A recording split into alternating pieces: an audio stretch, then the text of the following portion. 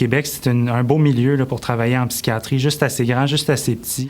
Donc, en étant un gros programme, on a une grande diversité de stages finalement et une grande diversité de milieux de stage. Fait que ça permet aux résidents d'aller explorer différentes façons, différents types de pratiques, différents types de supervision et de voir différentes pathologies.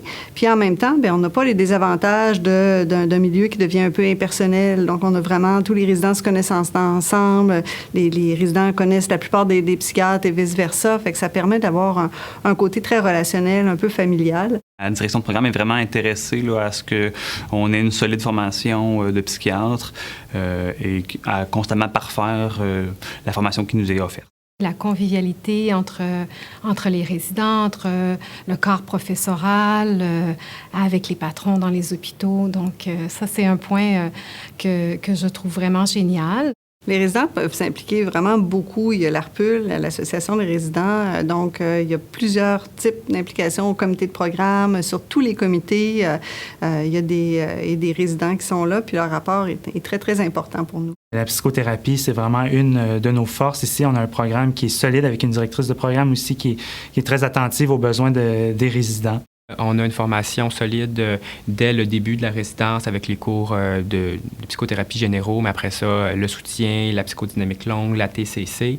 Il y a vraiment des espaces qui sont réservés en début de parcours là, pour effectuer des psychothérapies puis effectuer les supervisions en groupe. Qu'est-ce que j'aime particulièrement, c'est qu'on est en sous-groupe de plusieurs résidents. Donc ça permet aussi d'échanger avec les autres résidents puis de voir là, plus de cas et donc d'être mieux exposés.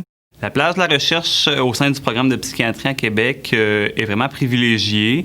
On a accès quand même à beaucoup de flexibilité de la part de la direction de programme pour organiser nos horaires.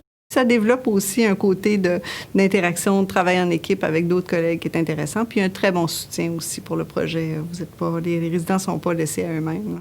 Dès la deuxième année, on doit se regrouper, quelques résidents ensemble, trouver un directeur de recherche qui va nous guider à travers tout notre projet. Fait que ça va être vraiment un projet de A à Z qui va nous exposer à tout le moindre aux bases de qu'est-ce que c'est la recherche.